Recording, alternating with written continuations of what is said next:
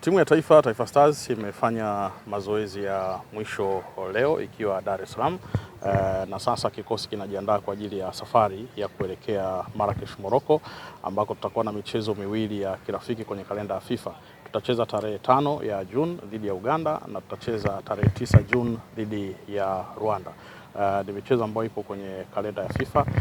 Kikosi kinataraji kuondoka leo usiku saa 5 kwenye uwanja wa ndege wa kimataifa wa Julius Nyerere kuelekea huko Marrakesh, Morocco.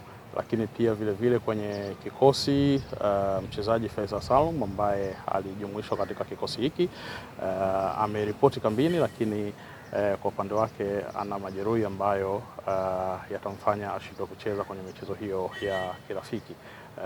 Madaktari wa timu yake of course walimwangalia, lakini alipokuja kwenye timu ya taifa kuripoti, madaktari wa timu ya taifa pia yupo na madaktari nao walimtazama na ikaonekana kwamba hataweza kucheza michezo hiyo. Kwa hiyo Faisal amepewa ruhusa ya kuweza kurudi kujiuguza, na hivyo nafasi yake kama kutakuwa na mabadiliko yoyote basi itatangazwa, lakini kwa sasa ndio iko hivyo. Wachezaji wengine wote wako vizuri.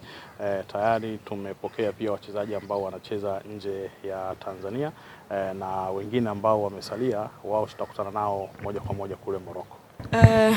Ndimbo, kesho tunategemea kushuhudia fainali ya Under 17. Tuzungumzie ili kidogo pengine kuelekea katika fainali hiyo. Watanzania pia wanategemea kushuhudia mchezo wenye ushindani wa hali ya juu, lakini pia shauku kubwa kombe lije Tanzania. Of course timu yetu ya vijana chini ya miaka 17 Serengeti Boys imefanya kazi kubwa mpaka kufika kwenye hatua hiyo ya fainali za AFCON, lakini tayari imekwisha fuzu kucheza kombe la dunia 2026 pale Qatar. Kwa hivyo kesho ni wakati wa kuhitimisha mashindano haya ya AFCON, na ni of course ni kuweza kuchukua kombe hilo la AFCON, tukiwa tunaandika historia kwa mara ya kwanza kuweza kubeba kombe hilo la AFCON. Timu inaendelea na maandalizi kule Morocco kwa ajili ya mchezo huo wa hapo kesho, lakini pia jambo kubwa ni kwamba kuna Watanzania wengi ambao watapata fursa pia ya kuweza kushuhudia mchezo huo wa fainali pale Morocco.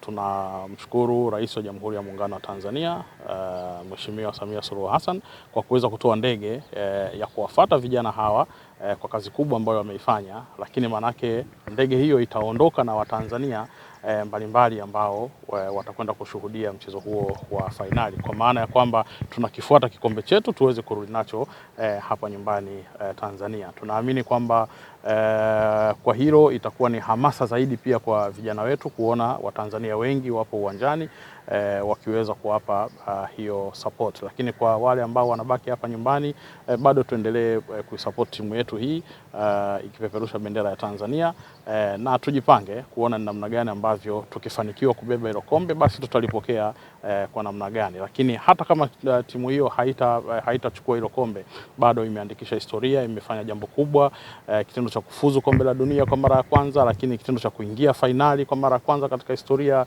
ya nchi yetu. Bado vijana hawa kusema kweli wamefanya kazi kubwa, wamefanya kazi nzuri ambayo inahitaji kupongezwa sana. Ili kuwa mwanafamilia bora wa Global TV, usisahau kusubscribe, like, kushare na kucomment.